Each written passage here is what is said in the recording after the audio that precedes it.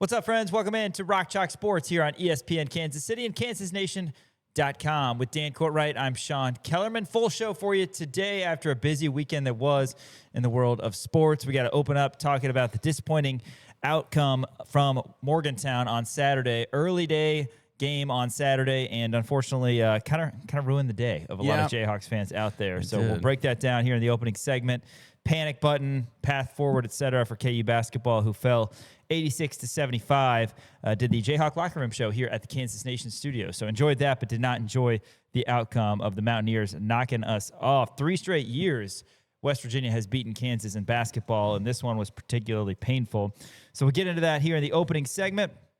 Next segment, excited to talk to Kevin Flaherty from the Kansas City Sports Network. Kevin will break down KU basketball, give his thoughts, and then so much news in the transfer portal. Dan, a lot of additions over the weekend. Yeah, a good amount of additions over the weekend, and we'll highlight a lot of them, but I wanted to highlight Corey Gordon coming out of Louisville. Man, the kid is a hard hitter, does a really good job of getting in those run fits, plays safety, just another guy in that safety room, and a credit and a testament to Lance Leipold and his staff for continuing to get in talented players and, continuing to extend the buy-in for Kansas football when it's very easy to not want to do that.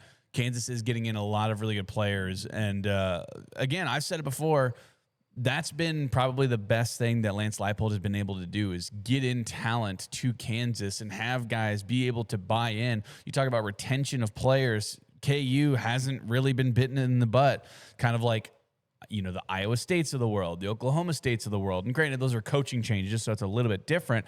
But Kansas has done a really good job of retaining players as well as bringing in really good players. And these are all going to be guys that you're going to know their names come August. Kevin Flaherty is the perfect person to talk to about that because Kevin does a lot of work watching film, researching these guys, and I'll be excited to hear from him who he's most excited about for KU football 2026. Of course, the portal closes on Friday, so going to have some more movement, particularly with incoming players here in these next few days. After Kevin joins the show, we're going to hear from Trey White and Elmarko Jackson post-game. They were at the podium after the loss. And then following that, it is our Case of the Mondays segment where we take you around the world of sports. And then we're going to hear from Bill Self as well after the loss to West Virginia that dropped KU to 11-5, 1-2 in Big 12 play.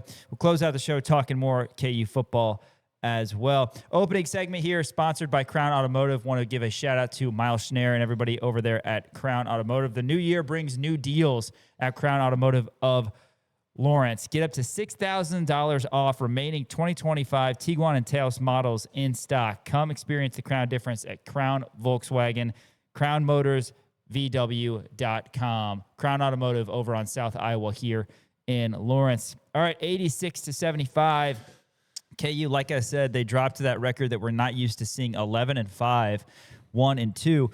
We were happy with a 10-3 non-con record when Kansas had lost to UConn, North Carolina, and Duke, and you didn't have Darren Peterson for the majority of non-con, so you felt pretty good about that. Kevin Flaherty, even on the show, said, I'd give Kansas an A, right, with the amount of games that they played without Peterson and a decent 10-3 record, no bad losses, a couple nice wins over Tennessee and NC State, but Big 12 play has not gone well for Kansas. 1-2, you lost both of your road games to UCF and West Virginia, who aren't exactly the hardest hitters in conference play, and we'll have more on that, but basically, KU had a 4-point lead at the break. Darren Peterson hits a buzzer-beating 3 to give KU some momentum. Second straight game, however, that KU has momentum going into halftime, and then it's pretty much gone after the break. In this particular game, KU would get that momentum back and go up 59-51. Trey White hits the third of his 3 second-half threes, and the Hawks are up by 8. So many years of watching KU basketball at that point, okay, now it's about finishing these guys off. Yeah. It was the opposite. A 16-0 run from West Virginia, which ended up, when you extended it, to a 22-2 run. Honor Huff got going. West Virginia hit big-time threes after offensive rebounds, which continues to clip Kansas, and KU wasn't able to stop the bleeding. A lot went wrong in the second half, and now there's a lot of questions about the path forward for this KU team because it was so disappointing. Dan, just your initial reaction to this one, because it's just not what we're used to seeing. Yeah, Man, 1-2 in conference play. That hurts me to say, and we're not used to it. We're not used to being 11-5. And, with the Big 12 being such a gauntlet, you go, okay, well, sure, it's the Big 12.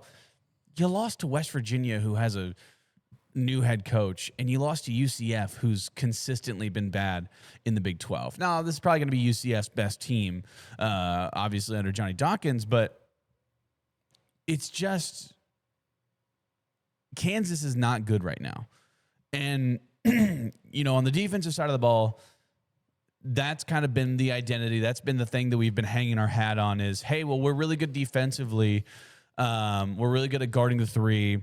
We have rim protection. We have guys who are able to grab rebounds. And that just was not the case against West Virginia. I mean, you look down the line, they were 11 of 26 from the three-point line, which is, 42.3% from three. You can't allow 42% from the three-point line when your whole thing has been we're really good at guarding the arc. You also can't give up 11 offensive boards. You have Flaherty and Bryson Tiller down low. You got to be able to get those long rebounds. And Honor Huff was fantastic in this game. Like you said, 23 points with 4 for 11 from the three-point line, 5 for 12 from the field. Brennan Lorient, by the way, had probably the game of his life. He had 18 points in this one, 7 of 15 from the field, 2 of 4 from the three-point line. But it starts down low, I think. I think when you look at guys like Bryson Tiller and Flaherty Bidunga, and Bryson, to his credit, and we talked about this a little bit beforehand, Bryson wasn't out there for the 22-2 run, right? So his plus-minus was 11. But he still only had 4 points and 5 total rebounds. That's unacceptable if you're a 6'10" power forward. And then you look at Flaherty Bidunga. 8 points, 6 rebounds, minus 18, only got 6 shots up the entire game. Now, is that an issue with post feeds? Is that an issue with him not playing big enough? It could be a mixture of both, right? And Kansas is still, and I hate to bring this up again because you'd think that they'd figure it out by now, but Kansas is still kind of trying to learn how to play with Darren Peterson out there on the court. It's just a little bit different whenever Darren's on the court as opposed to when he's off the court. And, Darren played well. He had 23 points. He had 31 minutes of action, and you're seeing him continue to work his way back into the lineup and back to being 100%. And I thought that he played a really, really solid game, but you need to have a secondary scoring threat, especially in the front court. You cannot have both your center and your power forward going under 10 points, neither one of them going over 6 rebounds. That's just unacceptable. So I think it starts with the front court. I think it starts with getting those rebounds. I think it starts with rim protection. I think it starts with, post feeds on the offensive side of the ball. And those just aren't there. And it's really disappointing because, we were super high on Flaherty Bidunga, obviously coming back after he entered the portal and then came back to Kansas. We're super high on Bryson Tiller, especially in the beginning of the year, and he has thrown up some stinkers as of late. And, you look at the guys coming off the bench. You had a nothing burger from Jamari. You had a nothing burger from Cole Rosario. You had a nothing burger from Jaden Dawson except for 3 points, right? Elmarko Jackson came off the bench. He had 8 points, but he was also minus 17 in the plus-minus. Not good whatsoever. So you need more production off your bench as well. But the thing that I think is the biggest key for this has got to be the front court. The bigs are just not playing well. It all starts on defense for KU, and I'll touch on some of those individuals that you did. Kansas scores 75 points. Despite all the numbers that you just gave, that should be more than enough to win. Absolutely. On the road. Sure. The exact same thing happened at UCF. KU scored 75 and lost. KU has given up 86, 181 points in these 3 Big 12 games after being consistently a top 10 KenPom team. The defense has completely fallen apart. It has. And Kansas is going to have to figure out how to get back to what they were in non-con, or the majority of non-con, which is holding teams to under 30% from 3, which was being a better defensive rebounding team. You look, defense, it's about more than just first shot defense. You look at Vegas, Bidunga and Tiller, they were putting up double-doubles. I mean, they were solid in those 3 games, and Kansas was attacking, and now KU has gotten to the point where they are playing soft. They're playing nervous, and Coach Self has talked about that. Coach Self said post-game, we suck right now, and that's kind of where we're at. And again, I want to say those numbers again, 86, 181. are the opponent point totals against KU in the 3 games in conference play. Kansas, if they had been performing close to what they were defensively in the non-con, they'd be 3-0 right now. Because, again, you scored 75 at West Virginia. You scored 75 at UCF. You can't be allowing teams to have what they want offensively. We saw that against TCU where they scored 30-something points in the first 8 minutes of the second half. Guys are scoring every time down. Yeah. Like, what happened to KU? And if they're not scoring on the first half, then they're on the first shot, rather, then they're getting an offensive rebound and a putback. KU is not closing possessions with defensive rebounds, and they're just not playing with the same tenacity defensively. I saw this stat, and I don't want to compare it too much to this team because I think this team was maybe the best in KU history, but 2019-2020, Kansas went 17-1 in the Big 12 that year, 9-0 on the road. Only loss was a home loss to Baylor, who then Kansas in March would beat in Waco. 9-0 on the road, Dan. The most points that Kansas team gave up on the road was 62. Oh, my gosh. That's one of the better defensive teams that Kansas has had. There's no doubt about that. You had a 7-foot big who could guard 1 through 5. You had a guy in Devon Dotson who averaged upwards of 2 steals a game to lead the conference. You had a guy who was a National Defensive Player of the Year caliber in Marcus Garrett. Plus, you had other pieces as well with long wings like Ochai Agbaji and Christian Brown. You had so many guys on that team. This Kansas team is not going to be as good as that Kansas team defensively, but you need to be better than what you have been, or it's going to be a long season. Yeah. And I'll ask you about panic button here in a second, but I understand when Kansas fans right now are frustrated. I understand when they're heading toward the panic button, all that. This isn't what we're used to, and KU's going to have to figure it out. Peterson has come back, and he has played the majority of these games in conference play. KU's defense has gotten worse. Peterson has put up numbers offensively, and I'm not saying he's at fault for the defensive prowess. I think it's everybody. I don't know if it's a mindset thing. I don't know if Kansas walks into Morgantown thinking we're just going to be able to outscore these guys because they're a bottom-tier Big 12 team, so we don't need to lock in as much defensively. Yeah. But that's concerning. Also concerning is the fact that West Virginia goes on a 22-2 run. The game after, TCU goes on an 18-1 run. Like you said, that's unacceptable. And I think the coaching staff would say that. This Kansas team was supposed to be built, and I truly believe they are, and we're obviously going to be emotional and upset right now. I truly believe they're built much better than the last 2 Kansas teams in terms of stopping the bleeding. Kansas, the last couple of years, didn't have guys who could just get to the free throw line and stop momentum. I don't know what happened these last 2 games. You have Darren Peterson and Trey White and Melvin Council, and they're not getting to the free throw line to stop the long runs. These are types of runs that Kansas used to go on, and for whatever reason, the wheels are falling off. Really upsetting because the TCU game was hopefully a we're becoming a team type kind of game. Flipped it, And then 59-51, you're thinking this would be great. This is a nice road win against a team you got to beat. And Kansas, again, not able to get it done. Again, I want to get into individuals. There's so much to get into. But KU is going to have to figure out what their identity is, get back to it, and mesh together. Because they're kind of a broken team right now. They are a massive comeback, a 0.6% win probability comeback away from being 0-3 in conference play. There's too much talent on this team for us to be having this conversation. We're pre-recording the show, so we don't know what the AP poll is yet. If it comes out while we're on air, we will break it down for you. But I'm guessing Kansas won't be ranked. They were 22, and then again, you had to have an overtime win to beat TCU, who got clobbered by Arizona, by the way, on Saturday in Fort Worth.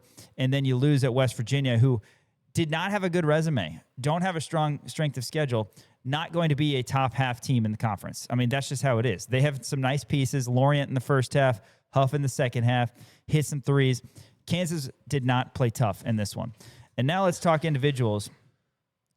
I'm not going to come down on Bryson Tiller at all on this one. I know you said 4 and 5. Well, he only played 14 minutes. I know. I mean, you extrapolate that to 28 minutes, and he had 8 and 10.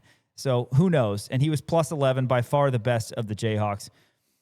To me, it starts with Flory Bidunga, and I'll tell you why. It's not just that Flory has kind of fallen into this 8 and 6 type stat line. It's the fact that you have some inconsistencies from guys who are either coming off the bench or just in general not expected to be major offensive contributors, that if you don't have Fleury's production, both offensively in terms of scoring points and defensively in terms of defensive rebounds, he did have 4 blocks, I'll give him credit for that, then that's going to put even more and more pressure on the guys who have kind of become the scorers for this team, which is Peterson, White, and Council. I know that it's not going to be high-low as much as it used to for Bill Self, and that's just not how college basketball works. You're going to have more, one-on-one type things. Kansas is still sharing the ball. They didn't share it as well in this one. Kansas had 26 field goals and only 11 assists. There's not as much one-on-one as like an NBA game, right? There's still some driving to dish and that sort of thing. But there's so much usage on those 3 guys that without Bidunga being much of a presence offensively, aside from some slips and some dunks when he's got an opening, that sort of thing, you have a lot of driving and passing, and these guys just have to create. Yeah. Whether it's Peterson, White, or Council, that's what KU's looking like in the half court. They're just having to create. I say all this, again, under the umbrella that defense is going to have to be where it starts. Again, Kansas scores 75 points in this game. But you've got to have a back-to-the-basket postman, and we've talked about this, but now it's becoming more and more of a story where Fleury isn't, kind of being that dominant big. And he's still just a sophomore, but I know people don't want to hear it. He's still learning. He's still getting bigger and stronger and still provides a lot of things from an athleticism and bounce standpoint. But you have to have somebody you can throw it to on the block to give these guys a break, because it's turning into a lot of not one-on-one, but a lot of drive and creation from those 3 guards that I mentioned. And it's not looking great. And then obviously you're not getting contributions really at all from some of the other guys. Rosario only played 4 minutes. McDowell has been solid this year, but he didn't score in 9 minutes. Elmarko had 8, but he had the last 2 field goals for Kansas. He had 3 points. He had a 2 and a 3 there toward the end. And again, he was minus 17. He is not an offensive polished player to this point either. I know he does some nice things defensively, but there's just a lot of question marks. Comment on that. I know I went on for a while, Dan, but that's how I see the offense. It starts on the defense. Kansas has to figure out how to be an elite defensive team. And probably what's most important is what Bill Self said with Greg Gurley postgame. We got to stick together. You have to. We're going to talk about the path forward, but you can't right now go your separate ways and say, I'm done with this. You've got to stick together and figure out how to improve. I trust these guys will. I trust the coaching staff will. This is a better Kansas team than the last 2 years. They need to start playing like it. Yeah. I mean, 100%, and, you look at, like I said, the bigs, you need just more offensive production out of them. You need more offensive production out of the bench, right? You had good games out of Trey White, who had 18. You had a good game out of Darren, obviously, and that's what you expect. You expect upwards of 20 points from Darren every single night. Melvin played all right. He did have 11 points in this game, 0 for 3 from the three-point line. Gotten cold once again from the 3, but that's something that you probably expected to happen. But you need more offensive production out of your other guys as opposed to those 3. You can't put all your eggs in the, Melvin Council Jr. is going to be our third option for scoring. That's just not gonna cut it. You know what I mean? You have to have at least Fleury Bidunga in the top 2, right? You have Trey White, who again has been really good, but not able to get to the free throw line as much as he once was. He only shot 3 free throws in this game. Darren shot 8. I thought he was really good. And in terms of drawing those fouls, in terms of driving and drawing contact, Darren's great at that. Trey White had that in his bag, and we have not seen that over the last 3 games. And it goes back to your point of stopping the momentum of, and I know you told me to comment on the offensive side of the ball, but stopping the momentum on the defensive side of the ball, that's a great way to stop the momentum. Is whenever you have an offensive possession, you need to get to the free throw line in order to stop runs like that, because 22-2 is just astronomically, like, out of this world, unthinkable to happen against Kansas. It was in Morgantown, sure. Tough place to play, hostile environment, crazy fans. I get it, but 22-2, no, Kansas teams don't do that. That's just not what Kansas does. So this is this is something that we had talked about last year and 2 years ago, is the fact that Kansas just wasn't getting to the free throw line enough. They weren't drawing those fouls. And honestly, they were playing a little soft. Like you said it, the 4-letter S word. That's one of Bill Self's favorite words to say. They were playing soft. They weren't driving to the basket enough. Trey White was, I thought, taking some bad shots at times. Darren, again, is Darren. And he is going to be good. And he is going to be the most, consistently good player that you have out there, but you need secondary scoring options. And again, it starts with the bigs. You need to have, because that's what separates the floor, right? That's what creates separation, is if you have threats down low, then you're not going to have guys coming off and helping as much, right? Whereas opposed to if your only 3 scoring threats are on the top with Darren and Trey, that allows more teams to have help defense, double teams, whatever that may be, right? So you need to be able to separate the floor and create separation with a threat in the post. And Flaherty Bidunga only putting up 6 shots in this game. Again, that's just unacceptable. Well, there's a lot to break down, and there's going to be, in terms of usage, conversation about Peterson and White and Council. Those guys are going to continue to get used a lot. But Elmarko Jackson played 29 minutes. He's got to be better. Yeah. Cole Rosario only played 4 minutes. Jaden Dawson played the last 6 minutes. Maybe those guys will have an uptick from a minute standpoint. I know Coach Self really loved what Elmarko did with 5 steals against TCU, and he had a couple steals against West Virginia, but he doesn't give you a lot offensively. We're trying to win with defense. Defense is not going to play when you give up 86 and 100 and 81. And the bottom line is kind of the elephant in the room. I'm just going to put it this way. Kansas is going to face a lot of teams that are better than West Virginia and UCF. Yeah, I know. I guess I know you said panic button, right? But yeah, you go for it. No, I was going to say, you got Iowa State tomorrow. You got Baylor on Saturday. Colorado's not good. Then you're going out to Bramlage. Then you got BYU. Then you got Texas Tech. Colorado's 2-1. I know. That's the thing. It's like the Big 12 is such a gauntlet, and we look at Colorado as not a good team, but they are a good team right now in terms of the Big 12. In terms of the record, they're okay. And if so people you got don't, a tough stretch coming up. You're 1-2 right now. And if people don't have confidence that Kansas will win on the road, I don't blame them right now, given what happened at UCF and West Virginia. Kansas could have won both of those games. And yeah, it's going to be tough sledding on the road. And honestly, February comes by, it's going to be even more difficult. Yeah. February, you got to go to Texas Tech. You got Houston coming to town. You've got, and again, this is after January 31st, you got BYU coming to town. 2 games against Arizona in February. They're ranked number 1 in the country. Yeah. Iowa State's going to be ranked number 2 in the country after Michigan lost. So, yeah, it's a tough road to hoe. It doesn't mean that Kansas can't continue to get better. That's the goal. That's the plan, all that. I mean, but the reality is you're facing a lot better teams moving forward, and these are missed opportunities. And now you've got your back to the wall. You look, and again, Iowa State and Baylor. Baylor's 0-3 in conference play. They are not that good this year. That shouldn't be a question. There are some weeks where you can look at how strong the Big 12 is. And even though we're Kansas and we want to win every game and we won so many conference titles in a row, there are some weeks where you can say, okay, 1-1, I get it if we go 1-1. To me, this upcoming week is not one of those weeks. You have 2 games at home. You need to win your home games. And I understand Iowa State's number 2 in the country and KU is going to be an underdog. I don't care. Kansas is going to have to figure out a way to get it done. And then you got to beat Baylor on Friday night at 7. Baylor, not as good. They're still bringing in talented players. If that happens, and again, this is me being an optimist, and I know a lot of people don't see it that way. If that happens, then next week, your road games, like you said, are Colorado and K-State. Kind of similar to UCF West Virginia in terms of going to be good atmosphere, whatever. It's kind of at the point, and I think Coach Self would probably say this too, he doesn't care about the atmosphere. Like, you got to go get it done.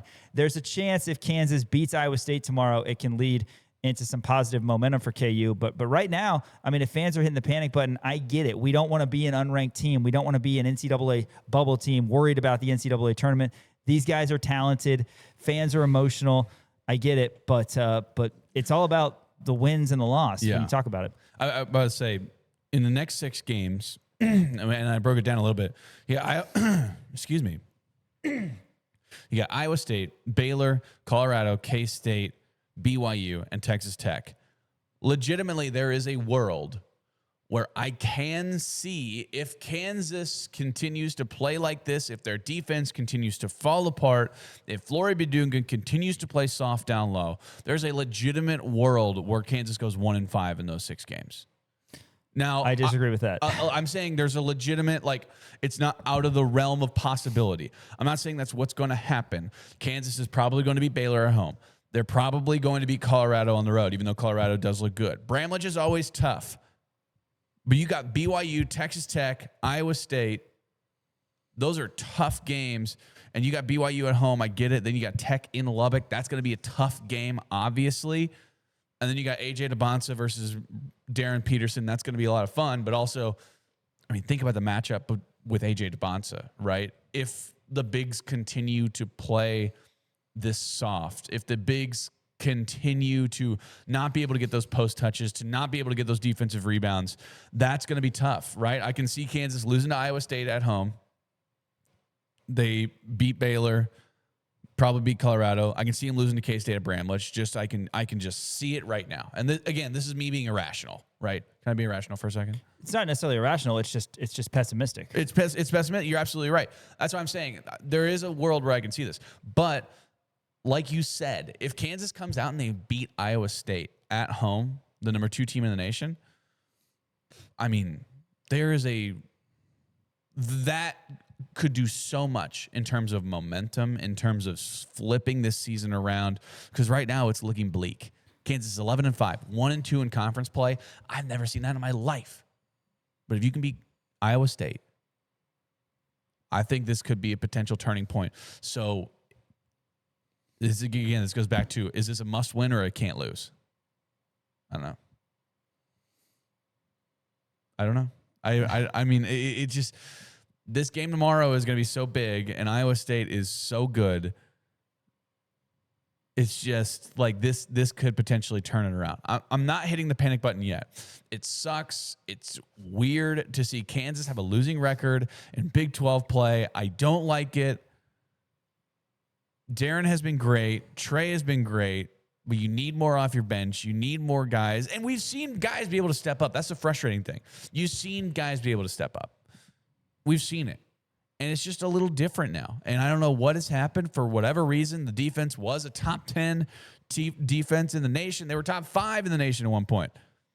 And it has just completely fallen apart at the absolute worst time. It all starts with defense. KU is going to have to defend well tomorrow. Iowa State, a team that against Alcorn State earlier this year, they scored 65 in the first half and then scored 67 in the second half.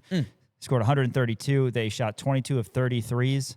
That's 70+%. They shot 70+% from the field. Yeah, it's Alcorn State. I get that. But that shows the high-powered Cyclone offense. Kansas can beat them tomorrow, and they need to beat them tomorrow. We're going to have coverage of that on Rock Chalk Sports tomorrow from 4 to 6.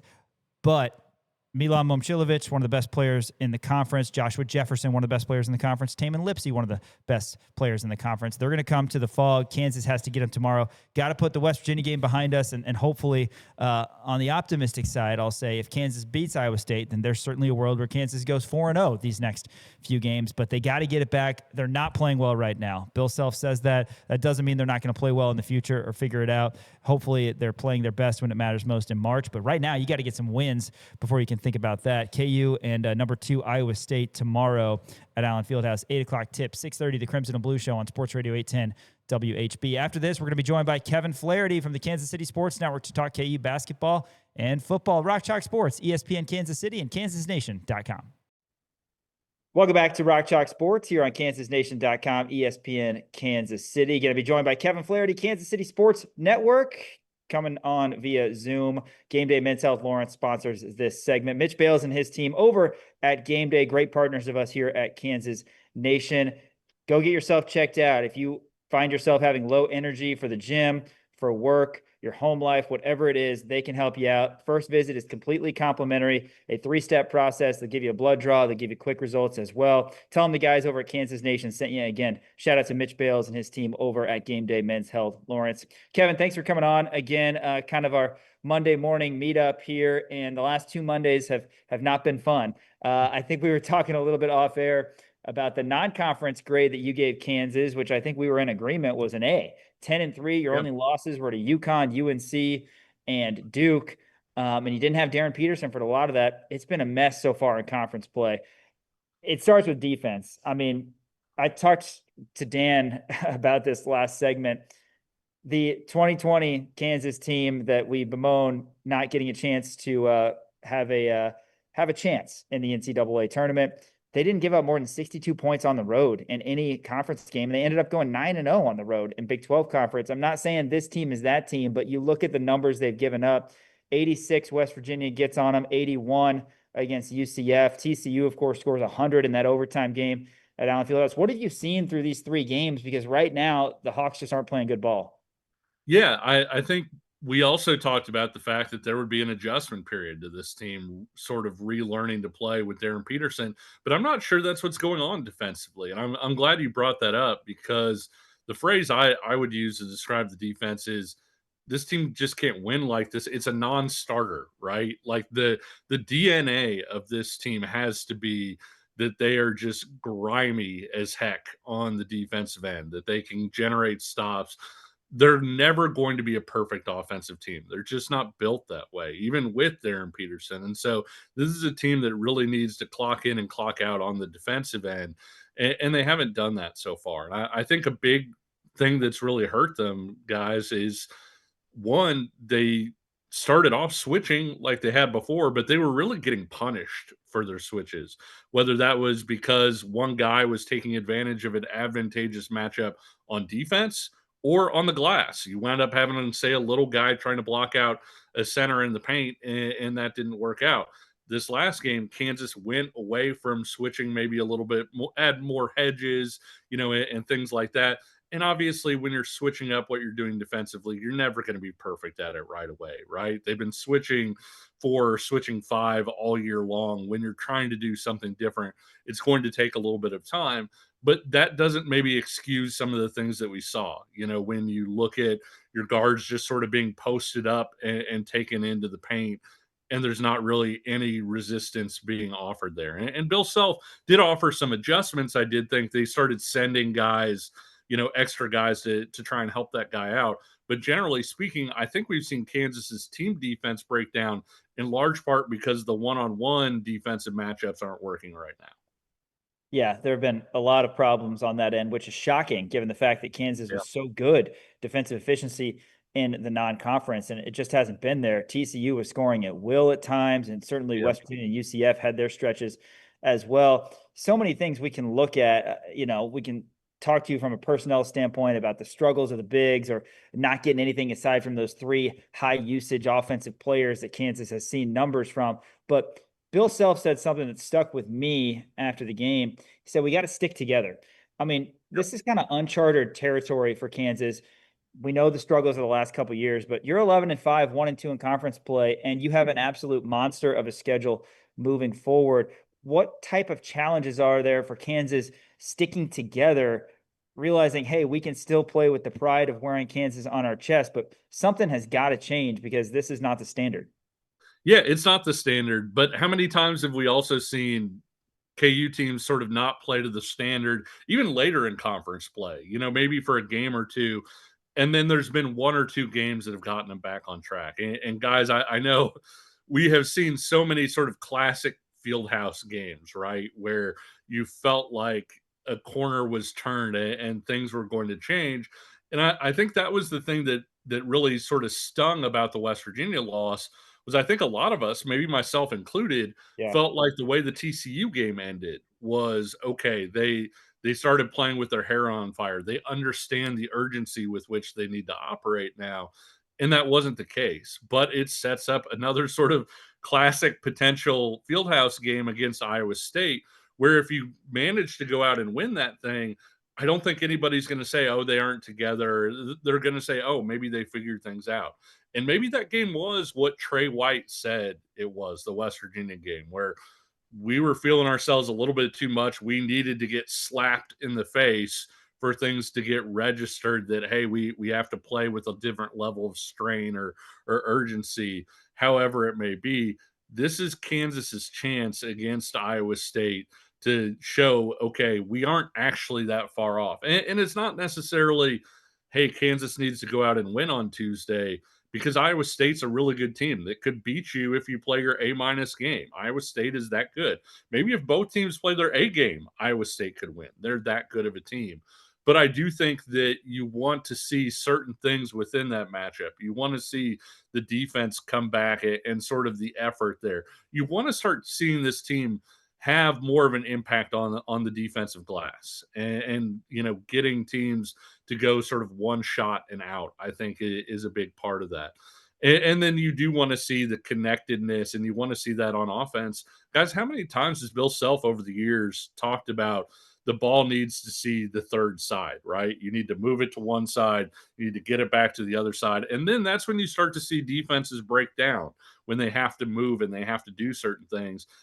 I'm not sure we've seen Kansas hit the second side on most possessions here recently. It's felt a lot more stagnant. And so there are things within this game at Iowa State. And obviously, you'd love to get the win. You would feel a lot better about the season if you get the win. But things like that are things that I'm looking at to say, you want to be together, show that connectedness on defense, show that connectivity on offense, not necessarily even in terms of scoring the basketball. Just try to play with some fluidity and some creativity on offense that makes us believe that you can get there over the next month or so.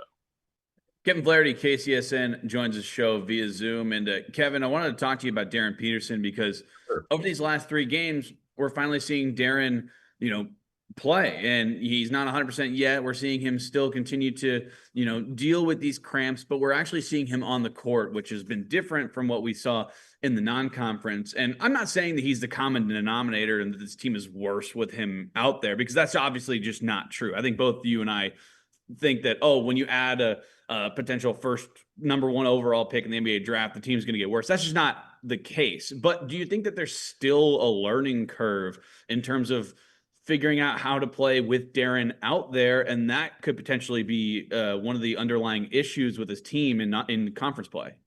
100%. And I love the way you put that in terms of it being a learning curve, because some people will look at it and say, you're adding one guy in, right? Like, how hard can this be? Well, when that one guy is using 35, 40% of your possessions when he's on the court, it makes everybody else really have to adjust to that. And it's not just an adjustment for them, it's an adjustment for him to figure out, hey, how do I include other people? How do I get the best out of the other guys around me? And I think you've seen sort of that push pull with Melvin Council a little bit, where Darren Peterson will check out and all of a sudden Melvin Council looks like Melvin Council again.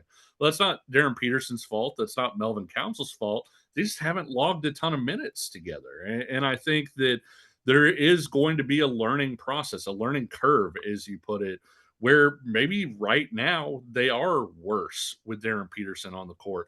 But I don't expect that to hold up. I think it's going to be a comfort level that continues to grow.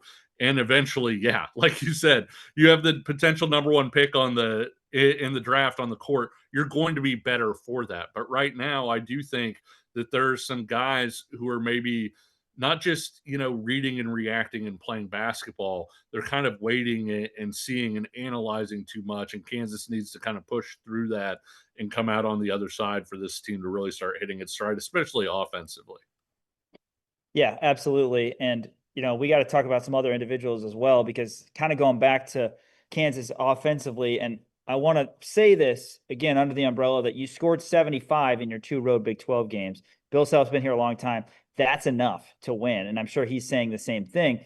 But there are still some issues offensively. Flory Bidunga, for lack of a better way of putting it, kind of becoming an 8-6 guy. That's what he had against West Virginia.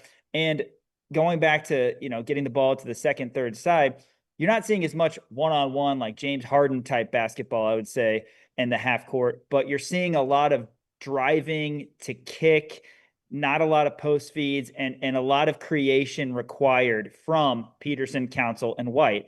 And you're not kind of having that stalwart big man to run the offense through, at least on some possessions, right? You're going to have that occasionally with some playmakers that I mentioned on the wing, but you're not having a guy you can throw it to, whether that's Flory's fault or whether that's the guard's fault for not feeding the post enough. I don't know. And then you're not getting enough from the bench or the other guys either. Elmarko Jackson played 29 minutes. He was minus 17. Cole Rosario only played 4 minutes. Jaden Dawson only played 6 minutes. A lot of guys to talk about. Again, you scored 75 points, but the fluidity just isn't there. And to me, I think it starts with having that big that can kind of calm things down. Yeah, I think you're on the right track for sure, and I'm actually glad you used the phrase 8-6 guy, because I do think that it doesn't sound like much, but Kansas is a significantly better team if that even just trends to 12-8, right? If you feel like, Flory is a guy that's going to get you 12-8 every time he rolls out of bed, then your offense changes because other teams are like, okay, the ball just hit the post. Flory's going to score. And I do think you hit on a good point as well with he's not getting a ton of feeds in great possessions, where great positions, excuse me, where he's got a seal, he's got a chance to kind of get somebody off. And playing through the post is something that creates gravity, and gravity is the great offensive sort of the sixth man, if you will, in that when you force a defense to converge on one guy, and right now it's kind of off the drive, right? Elmarko Jackson is driving, but he's driving the dish. If you're a defense, you don't necessarily take extra guys to impact him when he's driving. Darren Peterson does some of that, but he's driving to score and still hasn't found his comfort level in terms of creating for other guys. A way to create quick gravity is to give the ball to somebody who's within 4 feet of the basket, because I guarantee you the defense is going to converge at that point, and either you have a scoring opportunity or you create one off of that with a pass. And we've seen Flory pass the ball pretty well. And so maybe that creates something for Bryson Tiller in that quote unquote dunker spot. I know we all watch the NBA. That's a great way to generate buckets. Maybe he's kicking it out to somebody like Trey White on a catch and shoot attempt. But I do think you want to play through Flory more. And I realize there are going to be some people who are going to say, well, you got Melvin Council, you got Darren Peterson, you've got Trey White. It's not necessarily, hey, Flory should be your number one offensive threat, but it is when you get the ball in a really threatening position, like, hey, deep in the paint, that makes the defense adjust, and that makes everybody around you have better opportunities as well. Yeah, 100%. Kevin Flaherty, KCSN, joins the show here via Zoom. And Kevin, I want to talk about the path forward, I guess. You look at the next 6 games. You got Iowa State coming to Allen Fieldhouse. You also got Baylor. So you have 2 home games, which you feel okay about, but also Iowa State, a top 3 team in the nation. That's going to be really, really tough. Colorado, probably better than anybody anticipated in conference play. Then you got to go out to Bramlage. Then you got BYU and then Texas Tech to finish off that little stretch there. Just talk to me about the path forward and what Kansas needs to do. I mean, just what do you think the most important thing for Kansas to change is in order to have a successful stretch of the next 6 games? You guys have covered KU for a while. Does this not feel like a week where you would hear a story about Bill Self putting the whole team in football pads and having them, really get after each other physically to try and up, the sense of urgency and battling on the glass and all those things? I think that's the thing, guys, is this team can't win by going out and trying to win 80-78. It's not how they're built. And I think, you saying, hey, we've got a few games in there that, you feel pretty okay about. I'm not sure I feel okay about this Kansas team playing anybody right now. And I think that's part of the message that Self was trying to say is you guys probably can beat anybody if you play the way that you're supposed to. You can also lose to anybody if you're not playing the way that you're supposed to. And so I do think it all starts with defense, because I think you have to generate stops at a high level, or you're just not going to be a very good team with this group as is currently assembled. And so you need to find a way to get stops. We saw them generate a few more turnovers, a few more runouts against West Virginia. That was a step in the positive direction. They gave up a few key offensive rebounds, but I didn't think they got killed on the offensive glass against West Virginia quite as much as they had been getting killed. So maybe those are steps in the right direction, but really you just have to go out and generate stops. The offense is going to come as guys get more comfortable playing with each other. It's still probably never going to be an elite offense, but this is a team that can be a top 10 defense. Literally, the reason that they had a chance to beat UConn without Darren Peterson was because they switched 5 and they were so locked in defensively that for the most part, UConn could not get the looks that they wanted out of what's one of the hardest offenses to defend in the entire country with all the actions that they run. So it's in there. They just need to bring that thing back out and find a way to defend it, whether that's switching everybody. Obviously, their switches have been punished. I did like them looking at something different with going with more shows, more hedges, as opposed to a full out, hey, let's switch a ton of guys. I don't know what the exact answer is defensively. Maybe it is hedging. Maybe it's, hey, we're going to switch five, but we're going to find a way to do it better than we had been doing it. Maybe it's we're going to switch four, have Bryson Tiller play drop where he's not in a position where he has to defend guards on the perimeter. I don't know what the exact answer is, but it has to come from the defense. That has to be the way forward. Yeah, and I'm glad that you brought up the UConn game, and I'm sure that's going to be brought up behind closed doors a few times too. You hold UConn to 61 points. Yeah.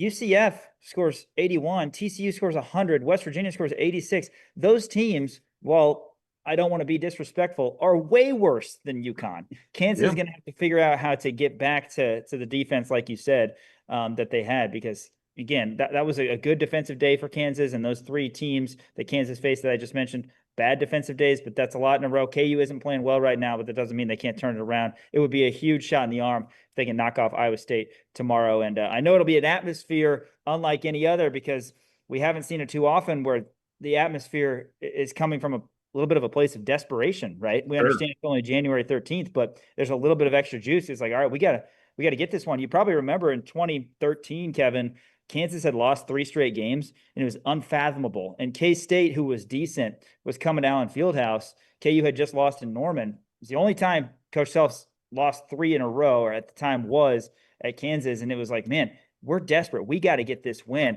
I'm kind of feeling that way about this Iowa State game tomorrow night. Should be a good one. 8:00 tip-off in the Fog. Kevin, Kansas football, so much going on, of course, with the transfer portal, which closes on Friday. 24/7 Sports has 26 guys coming to KU. Got a couple tight ends over the weekend.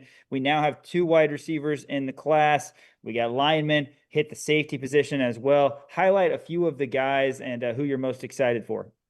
Yeah, I love Trayvon McAlpine. I think he's probably the best guy in this class in terms of being a plug and play starter at nose tackle next to Blake Harrell. And I think when you look at what Kansas has returning at defensive end, also going out and getting David Santiago at defensive end, who's a guy that has a pretty high run defense grade. That was a position where KU kind of struggled a year ago, was to stop the run from that defensive end position. Teams were able to get to the edge. I think with the guys they have coming back, adding Trayvon McAlpine to that group, Kansas's defensive line may be the strength of the team this next year, in part because they got that. The other guy that I really love that they just got, guys, is Corey Gordon Jr., that they got over the weekend. When you look at him and you look at the safety position in general, I think you wanted to get a chess piece who could allow you to do some different things. Corey Gordon, at different parts of his career, has lined up as a free safety. He's been sort of what KU is called a boundary safety, which is kind of more of a strong safety. And he's played the nickel spot. And so he allows you to move him around to do different things depending on what you need from that safety room. To me, if it were me, and obviously I am not on the Kansas coaching staff, I really like Corey Gordon as potentially like a free safety, and moving Taylor Davis to the boundary safety role. That's where he had a little bit more success 2 years ago when he first started flashing, and then have, Mason Ellis and Saeed Gibbs as your nickel guys. Again, move Jalen Todd back out to the outside. And all of a sudden, you add in another year experience for a guy like Jaleel Hurley, another year's experience for a guy like Austin Alexander.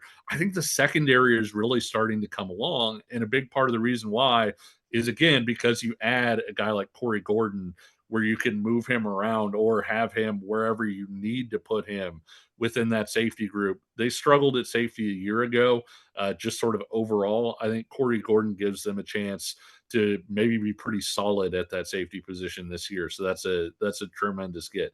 The other one, guys, and I don't know if you've talked about it on the show. If you did, I missed it. Somebody who's not in the portal yet is Trey Lathan. That's right. And so I am very interested with the linebackers that they brought in this class. Bam Crouch is a guy that I think really is fun on tape. I really enjoy watching him.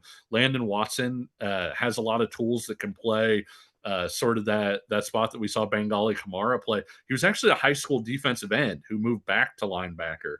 So being a pass rusher, playing close to the line of scrimmage, those are things that he's used to doing. But you add Trey Lathan back in the middle of that defense. I'm not saying it's going to happen yet, but man, we're getting close to the end of this transfer portal. If they were able to get Trey Lathan back, that would be the biggest get out of this transfer portal, even if he didn't enter the transfer portal in the first place. Yeah, 100%. And obviously that would be huge. And that's also a storyline. I'm sure there's negotiations happening right now. And, we're not inside of those walls, but, you feel confident that, at least he's not in the portal yet, which is absolutely huge. Kevin, before we let you go, I got one more question for you in terms of the transfer portal. We had you on before the portal even opened, and you had said you're looking at around 24-ish guys to come in. Kansas right now, they're sitting at 26, and there's still some positions of need that you think Kansas is potentially going to try to beef up a little bit more. But I guess how much more do you anticipate Kansas getting into this portal? And one I want to ask you about is the quarterback position, because before this we were thinking, oh man, well, with David McComb leaving, and he just came out that he signed with Miami of Ohio, Kansas probably going to look for a quarterback.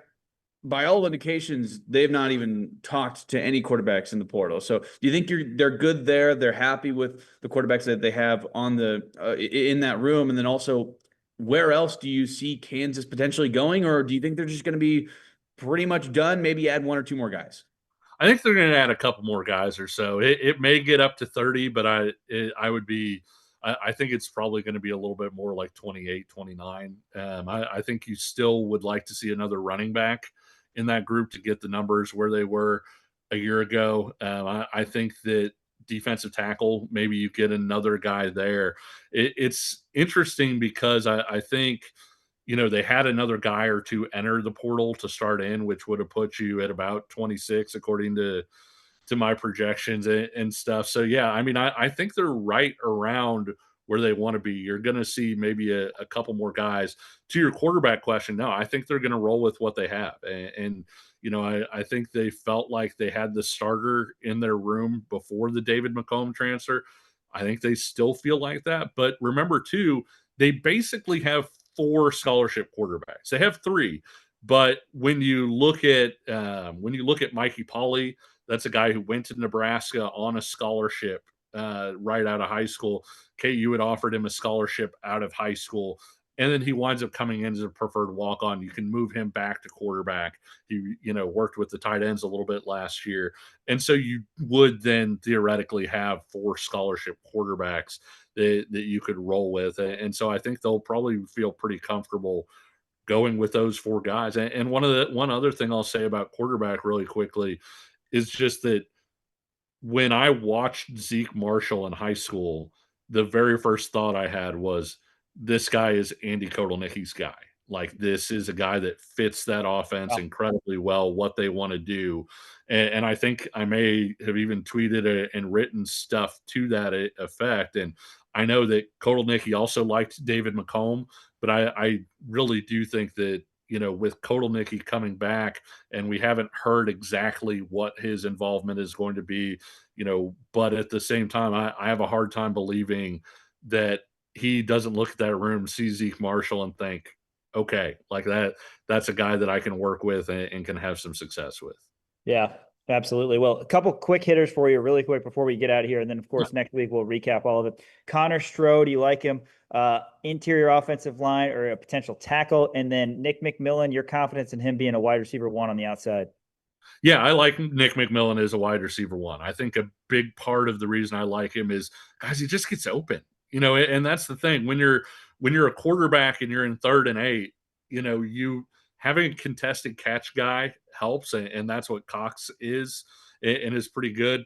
You'd rather a guy just be open by 3 steps. Right. And he's got that quickness, that fluidity. He's a good route runner. He finds a way to get open. And so I really like his ability to be wide receiver one. Potentially, we don't know how much they're going to lean on the run, et cetera, but potentially be one of those 40, 50 catch type guys. I think that's in his wheelhouse. Connor Stroh, I think the fascinating thing about him, guys, is I still have a lot of kind of sources at Texas back from when I covered them, and a lot of people who covered the team. They said he worked out some at center. Can you imagine how big that guy is? I mean, we were just used to seeing Bryce Foster, who I thought was maybe the biggest center I had ever seen, and then you bring in a guy that could be even bigger. I don't think Connor Stroh is going to play center at Kansas. But I do like the versatility in terms of being outside and in. I would prefer, I think, when you look at him and look at the tape and all of those things, I think he probably projects a lot better to the interior. But at the same time, he does have ability where, hey, if your other tackles aren't clicking for one reason or another, you could move him out there. But I tend to think that he's got a great chance to not just start, but be a really, really good interior guy for them. Yeah, KU, of course, getting Nick Morrow, who projects as a tackle here at KU as well. So a lot of excitement, a lot of new guys coming in for Kansas football, and we'll continue that conversation during this offseason. Kevin Flaherty, Kansas City Sports Network, as always, we appreciate your time. Thanks a lot, guys. All right. More Rock Chalk Sports coming up after this. ESPN Kansas City and KansasNation.com. Back in studio for Rock Chalk Sports here, KansasNation.com and ESPN Kansas City. Going to go to the podium, but hey, don't forget to follow us on socials, Twitter, TikTok, Instagram, Facebook, also Apple Podcasts, Spotify, YouTube. You can watch, listen to our show. We appreciate the likes, the subscriptions, and KansasNation.com is the place to be for all your coverage, all things KU. We're pre-recording the show right now. Bill Self press conference a little bit later in the day that we're going to be at, and we're going to post everything that Coach said. KansasNation.com as well as our socials. So check that out. Also on KansasNation.com, a new episode of The Jayhawker paying tribute to Dr. Scott Scooter Ward with Tyrell Reed. You don't want to miss that. The Jayhawker on KansasNation.com. KU loses to West Virginia on Saturday. Let's go to the podium and hear from Trey White and Elmarko Jackson. Guys, what happened in that stretch midway through the second half where you didn't score for 7 minutes? They just got hot and, just wasn't playing to our principles on defense. And, it's something that we're going to have to hunker down on. We got a really good team in Iowa State coming up, so we have to just focus on that, get back to playing how we play basketball and just being tougher. Yeah, Elmarko, talk a little bit about the defense. You guys started off as one of the best defensive teams in the country, but since conference play, it's kind of been a struggle on that end. What are you seeing out there that you guys can do better? Limiting second chance points. I feel like as of right now, we're, not doing our best on the defensive, glass. We're allowing teams to get second chance points. So I say that's something that we got to focus on. And just, limiting, teams playing the matchups, trying to find the guys and go at them. So just playing better help defense as well. Can you guys address, both of you, the challenges of playing? Is it a little tougher playing on the road with what's happened in the past week, or is it just the way the Big 12 is? What happened in the past week, that doesn't have any effect on us traveling or away games. I feel like it's the same principles for every game. I feel like, we just got to stand on what we're good at, playing fast, help defense, helping the helper. And tonight we kind of got away from that a couple times, but I don't want to say like I'm glad we lost, but I'm glad we got kind of a slap in the face early. You don't want to play your best ball in January, so we're trying to peak at the right time. But we do have some issues that we're going to address. I still feel like we're one of the best defenders in the country, so we just got to come together on all cylinders. Could you answer the same question? Same question about playing on the road. Is it a little tougher, or or is it just what's going on this season with just dropped a couple games on the road now? It's just the Big 12. I mean, I feel like it's the best conference in college basketball. We're not playing up to par as what we should be. So, as players, and we just got to lock in. For both of you guys, how important will this film session be as you guys move forward this year? It'll be important. Every film session, we take it as the same. It's just a learning experience. It's just, the act of going out and, executing what we're shown and limiting mistakes. Basketball is, it's a game of finding mistakes. Every possession there's going to be a mistake, and it's whether you exploit it or not. So defensively, it's limiting those mistakes, and offensively, it's, trying to exploit those mistakes. What was the kind of scene like in the locker room? What did Bill tell you guys after this loss? Just, this league is going to be tough. If we don't, hunker in and focus, it's going to be a long season, and that's not what we, came into the summer, expecting and wanting out of this group. I feel like we got a really good group. We got athletic guys. We got very talented guys. And, we all mesh very well together. So, it's just a matter of time until, the cogs just start rolling. Obviously, you don't play down, bang down in the post, but can you, just from your opinion, from your view, the impact that Obi Oaha, West Virginia's big guy, had on the game? 55. Yeah, tonight he played super physical on the glass. He 300 pounds. So I feel like with players like that, you got to do game rebounding. Two people come box him out, and I feel like tonight I'll take accountability as well. I got to hit him earlier. Once you get into the cylinder at that big, it's kind of hard to keep you off the glass. So standing him up early and definitely got to take that more personally and take into the fact, with Kansas, we get everybody's best game. So that means we got to, play our best game every time too. Guys, you've had a lot of time to practice with Darren this year. What's it like adapting to playing alongside him and also him learning to play with you guys in the course of a game? Yeah, it's been fun. He's a gifted player. His gravity on the court is crazy. He can attract 2 at any moment, attract 3 at any moment. So it's just, being in the right spots whenever he's going in attack mode and stuff like that. And defensively, too, he's active on the other end. So it's been a seamless fit with him. Trey, was there any difference in the second half? Shots weren't falling as much. Was West Virginia doing anything particular defensively against you guys? I don't feel like we base our game off shots falling enough. I feel like we base our game off defense. And I feel like second half, we were up. And then that first media, we kind of let them come back into the game. And, once you come with that amount of energy going and stuff like that, shots start falling, rebounds start getting missed. So it was pretty much the defense end that kind of made it an uphill battle. Under Huff's ability to make shots from a lot of different positions, a lot of different angles, how difficult is that to defend, and how much of an equalizer, I guess, is that? It's pretty difficult, to be honest. I mean, he's one of the best shooters in the nation. It's definitely something that we were keying in on going into this game. I feel like, first half we did a good job, and then second half he kind of, let loose, and, their support players kept them in the game that first half, and we kind of bit the bullet there, I guess. In that second half, he started to get hot, and Eagle staff kind of started to get rolling a little bit as well. So, All right, fellas, thank you. Well, I know it was tough for Dan to get out of bed after his weekend-long bender, and you're going to hear why he's having a Case of the Mondays. Next segment, we'll take you around the world of sports as well in our weekly Case of the Mondays segment. KansasNation.com, ESPN, Kansas City.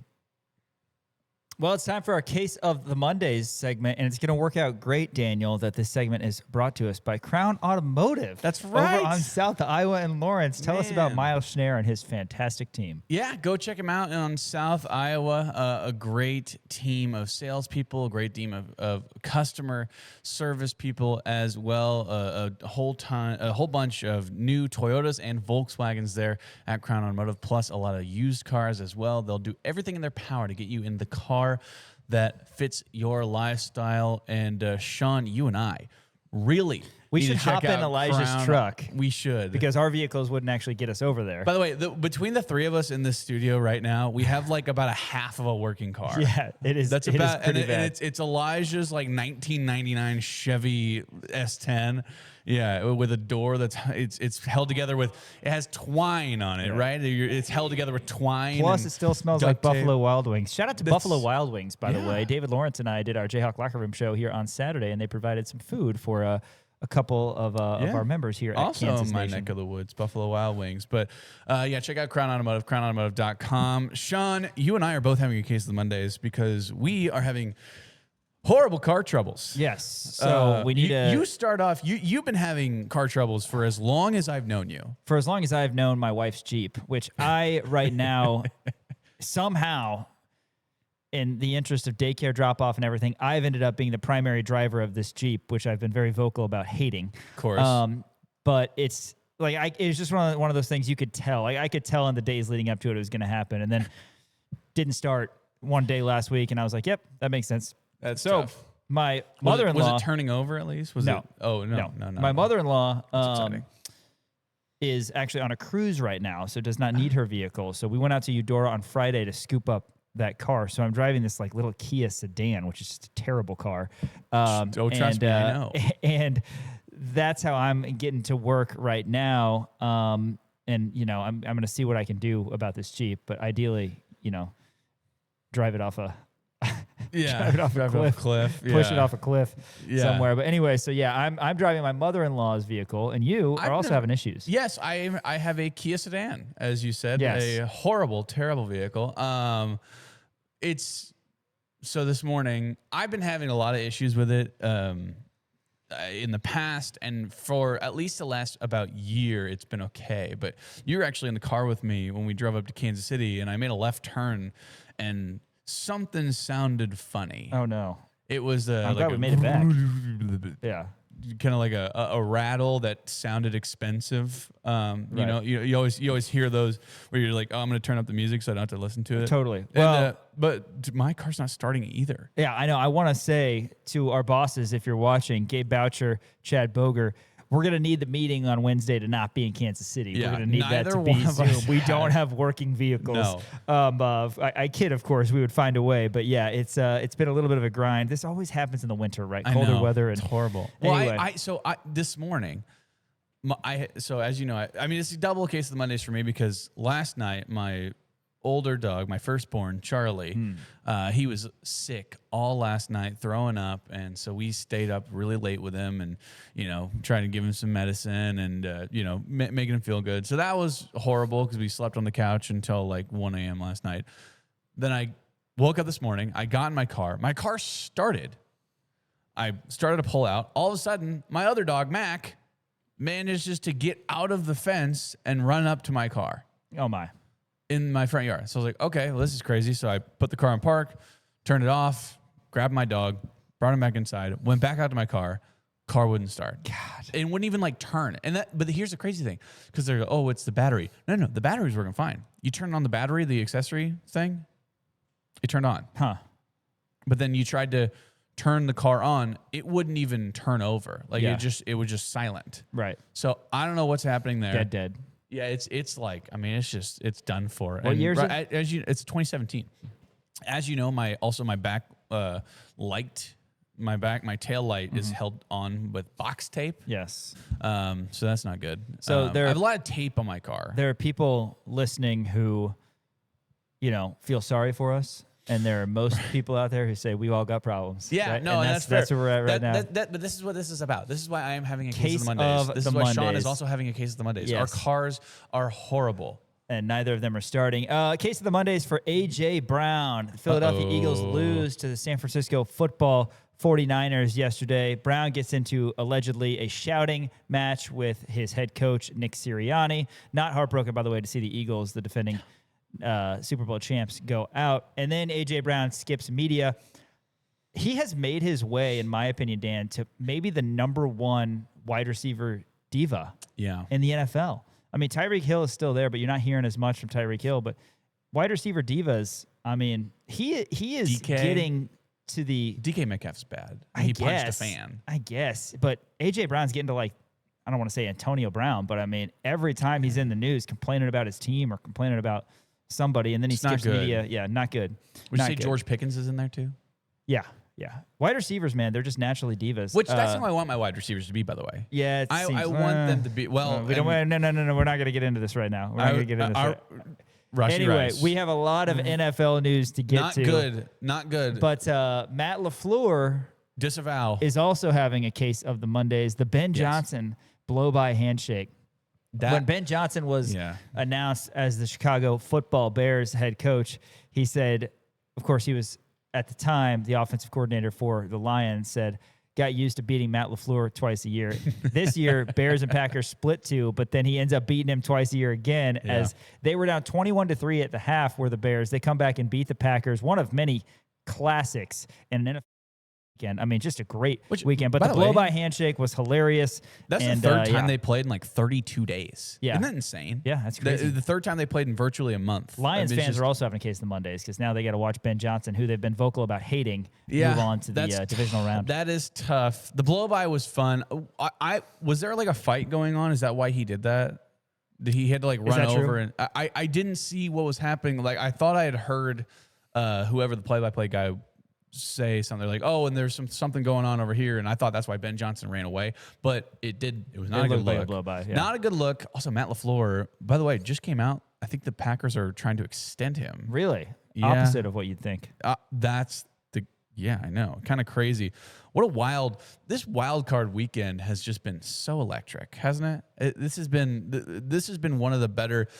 We were talking about this up until last night's game, which wound up Patriots did beat the Chargers.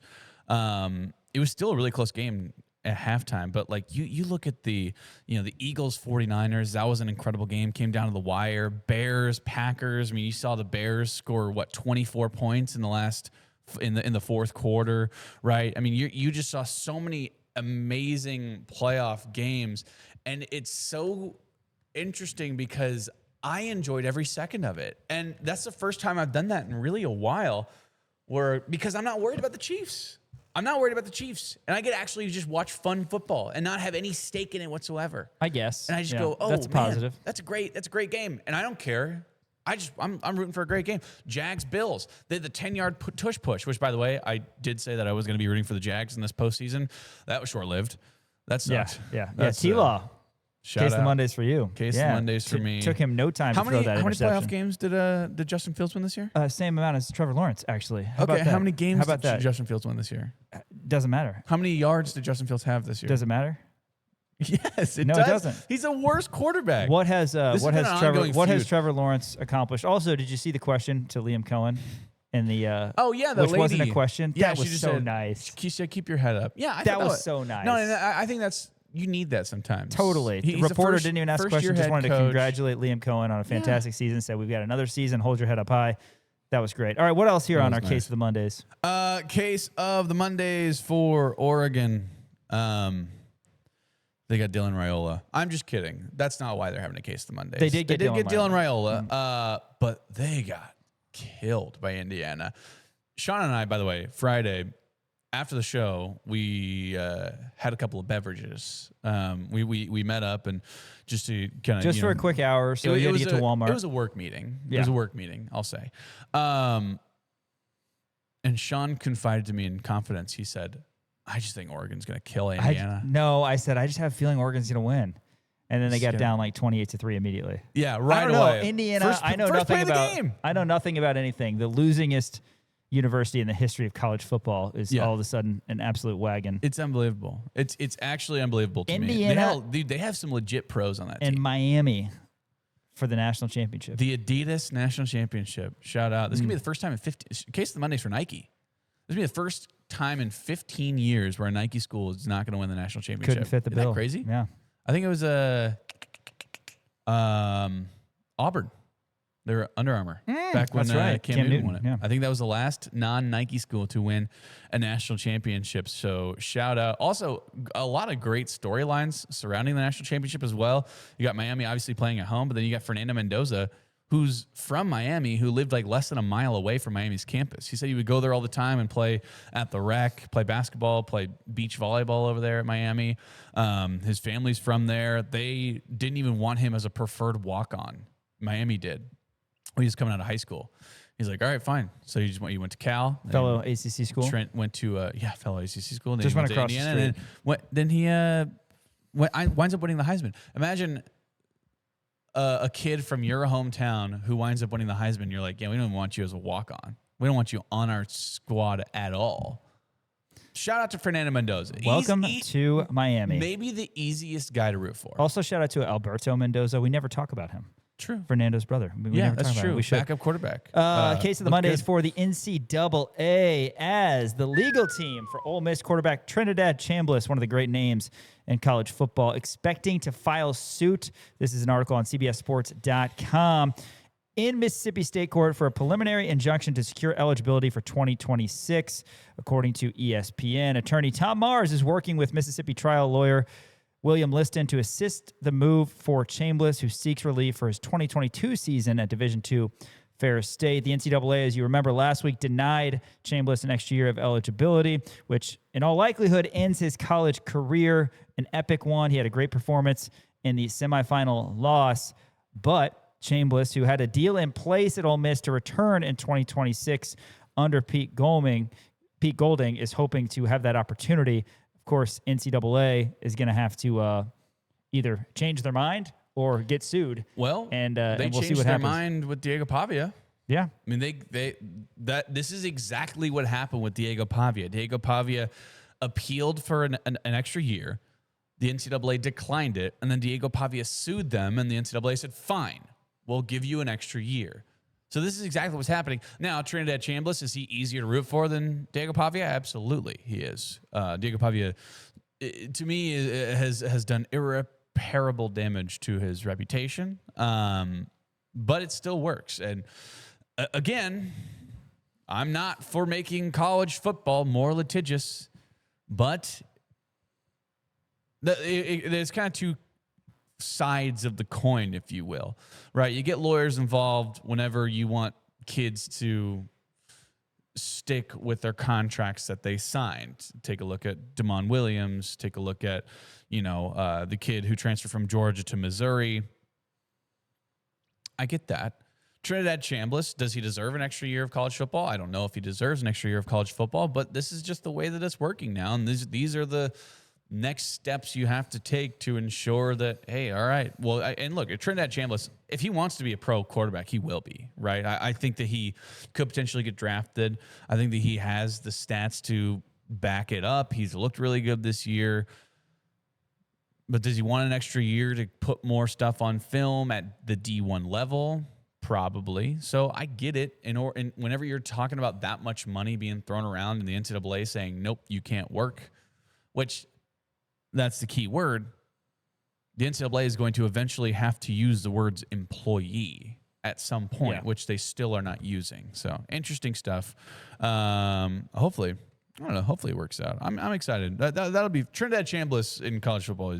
They need more of that. Case of Mondays for Chicago State head coach Landon Bussey, as Chicago State was playing against Stonehill at the end of regulation. Chicago State was up 2 with 0.1 seconds left to go against Stonehill. Stonehill was inbounding the ball with 0.1.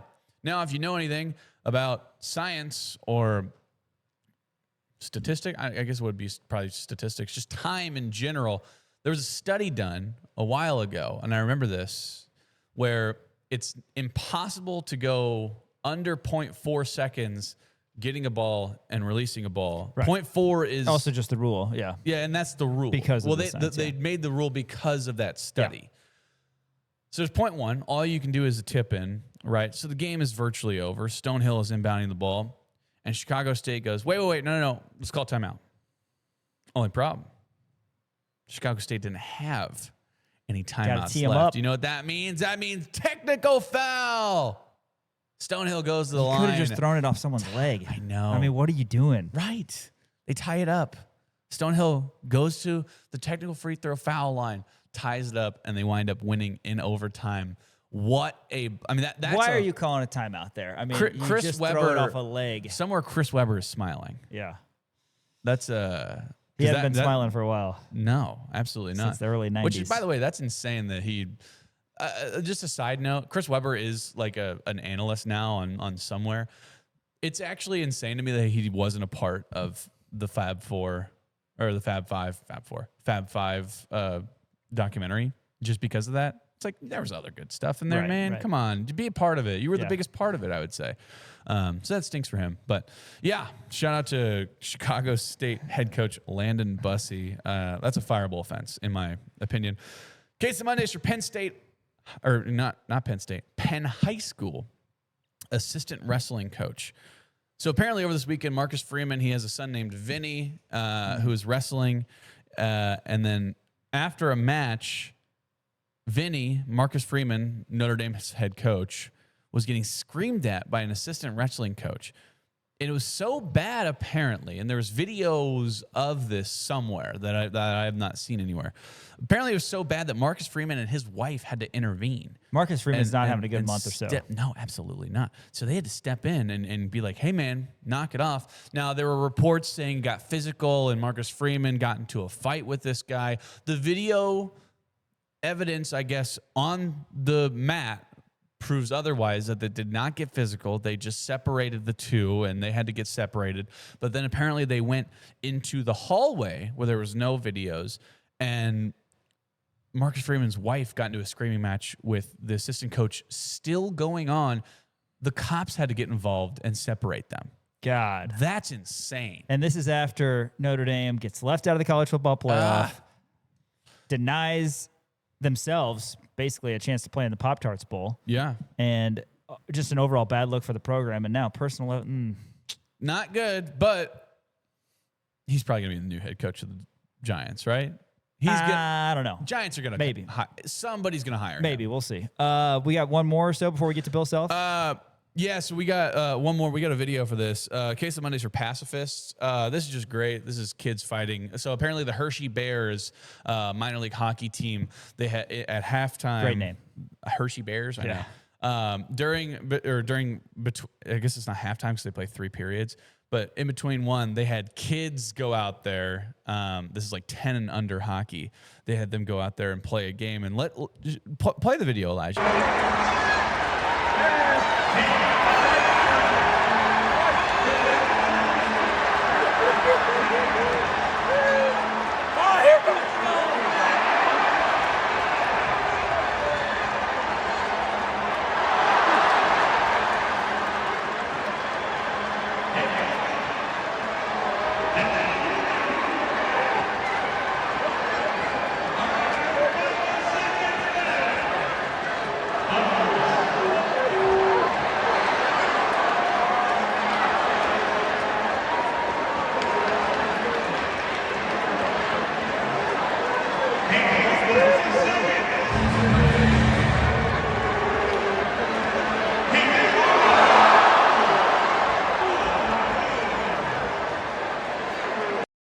Those kids are just like, that's the best day of their life, man. Right? It's gotta be Teaching them young, I guess. That is maybe one of the funnier things that I've seen in my life. Hockey. Did you see there's a little goalie from the other side of the court came over for blood. That's what's going to be funny is when they're like in their 20s and 30s showing this video of themselves to their buddies. Great. Oh, so good. Oh my gosh, so it's so great. Shout out to the Hershey Bears. I do have one more on here. Case of Mondays for Paul Feinbaum, because back in August he said that if the SEC doesn't win a national championship this year, I'm leaving the country. See ya later. He's out. Goodbye. That's reminiscent of Florida State fans saying that they're gonna eat dog poop out of a red Solo cup if they lost, and then they did. Man, case Paul of the Mondays. Feinbaum, I am okay. Not the most lovable. I am of okay the, if you leave the country. Pundits Please, out there. actually, I insist.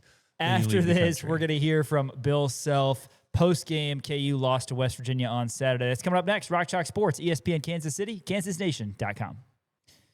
Going to hear Bill Self's post-game podium here shortly. But first, Dan, tell us about Game Day Men's Health. Lawrence, comfortable atmosphere over at Mitch Bale's place. Yeah, I want to talk to all the guys out there. And if you don't have the energy to get to the gym, go to work, spend time with your family, if that's the case, if that's you, then you really need to check out Game Day Men's Health here in Lawrence. They will help you out in every way possible to get you back in the game. Your first visit's 100% complimentary. It's free. You go, they take your blood, they check out everything. And if you're good, then that's great.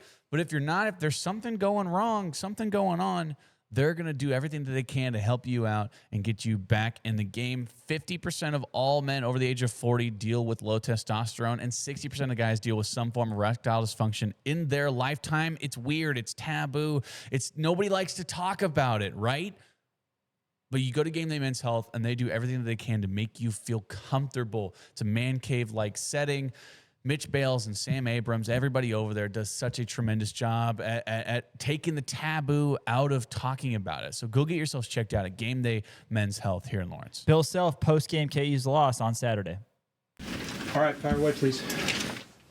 What did you see as you guys gave up 16 straight over the course of the middle of the second half? Well, I don't think I'm coaching it thinking, okay, it's 16 straight, but obviously we're up 8, and they go up 8, obviously. So yeah, we were very poor. They backed us down, our guards down on the post, and we didn't give much resistance at all, and they took advantage of that. And then we didn't obviously score on the other end, but they were tougher. We never stopped them the whole night. They still got 39 the first half. We never stopped them, and never made them play poorly. We actually did a good job on their 2 3-point shooters the first half, and then they had 3 other guys combined for 4, which they played great. But that was kind of scouting report. Don't dare them to shoot, but make somebody else beat you from beyond the arc. And we actually did the first half, and then the second half we didn't. How tough is it to guard 2 guards like Honor Huff and Tracy Eaglestaff, especially once they get going? Yeah, the problem was we let them get going.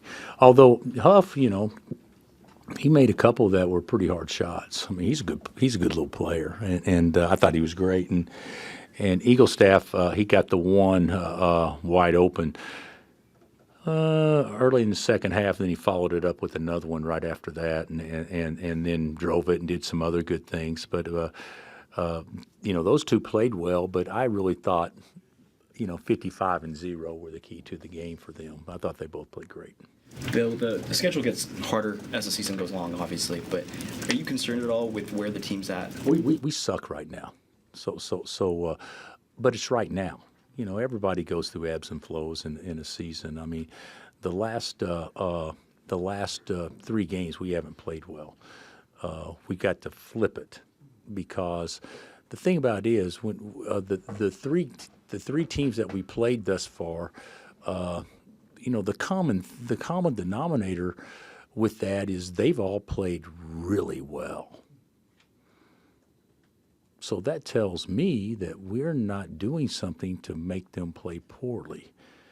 We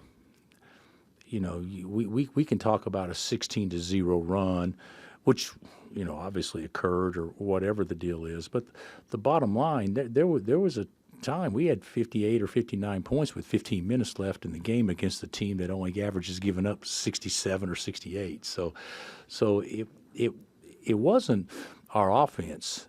It was at the end. But it wasn't our offense up until the game flipped. It was the fact that we didn't get consistent stops on the other end and finish possessions. And that's a credit to them. I thought they played really well. And kind of going with that, you've talked about the defense repeatedly being better since conference play started. What is so different when you look at the way they played in these 3 games versus in non-con play? I don't know.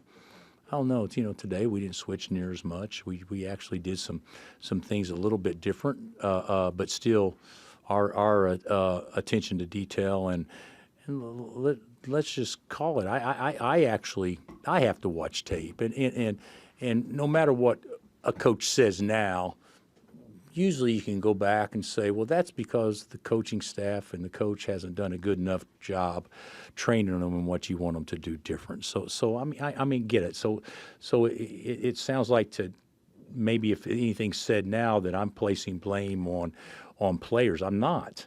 I'm placing fault with all of us, but we have not consistently got everybody to understand that your value to our program and to our team is being a junkyard dog more so than it is being a skilled player.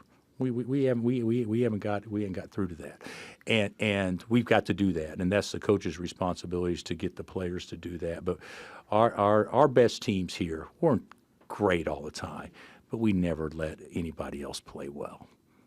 0 and 55 for West Virginia. What were they doing specifically that really caught your eye there, especially there in the second half? Well, 0 had 16 at halftime. That can catch your eye pretty easy, and then the offensive rebounding. Obviously, we didn't do a bad job in the game on the defensive boards until you look at they got 11. And really only 2 offensive rebounds where anybody other than 55 got them. The other 3 were good bounces out of bounds. We block a shot. We don't go after the ball goes out of bounds. It's their ball, and they end up making 4 points off of it. Because we fouled. He makes the first, he misses the second, get the offensive rebound, throw out for 3, and it's that was pretty much, it wasn't game, but that was the biggest play. So I would say the way they rebounded the ball in crucial situations and the way we didn't was probably as much as anything. West Virginia has had good success in this building against some great Kansas teams, obviously. Can there be anything to a venue or a location, or has it just been happenstance or matchups or over the course of your career? I think we're 5-8 now over here. Is that right? Yeah. So and they've had some really hard-rocking cats come through here too, that were really good players and good teams, and they got a good team now. Ross does a great job. You guys should be thrilled to have him. But for whatever reason, I don't think that. When they start calling it Hope Coliseum, what's the reason for that? So, what is Hope? What is Hope a family or is Hope? It's a gas company. Okay, so I was just wondering. I always thought it was like West Virginia Coliseum or whatever it was, but I actually don't know if it's the building. I have always thought the best home courts have the best players playing on it. But we've lost over here, I think, I know twice in a row, and maybe it's 3. I don't know. So certainly maybe there's Jerry West, Hot Rod Hundley, Rod Thorne tipping balls in or tipping balls out. I don't know. Maybe they're ghosts. Bill, is there anything about your team playing on the road that maybe isn't up to expectations as much as when you play at home, or is the difference very narrow? There's not much difference. We haven't been great at home either. We just labored to win a game the other day at home. I would say usually the best road teams are always the ones that can either outscore you or the ones that can make you play poorly. And we're not doing either one. And we're not going to outscore anybody. We can score enough points to win. I'm not saying that at all. But to get in a contest where we want the game 95-92, that's not who we are. We need to be able to grind, and we haven't been able to do that yet. And I say yet because I think we're capable of getting there, but we're not there yet. In the arc of you guys learning for the rest of the team to play with DP and DP learning to play with the rest of the team, where did this game fit? How did they do in that respect? I don't know. I'd have to go back and watch the game. I thought Darren was aggressive, didn't make shots, but he still gets 23 in 30 minutes. He's obviously, but I don't think that I look at it differently than you guys do. I look at it as regardless who you're playing with, if Flory's in the game or Bryson or Trey, what are we doing to give ourselves the best chance to win that possession? And we're playing like there's always time left. And that's not how you win on the road. Coach, I know first impressions can mean a lot, but obviously it's not like you've gone up against Hodge for years. But what was your first impressions on his game planning and adjustments during the game?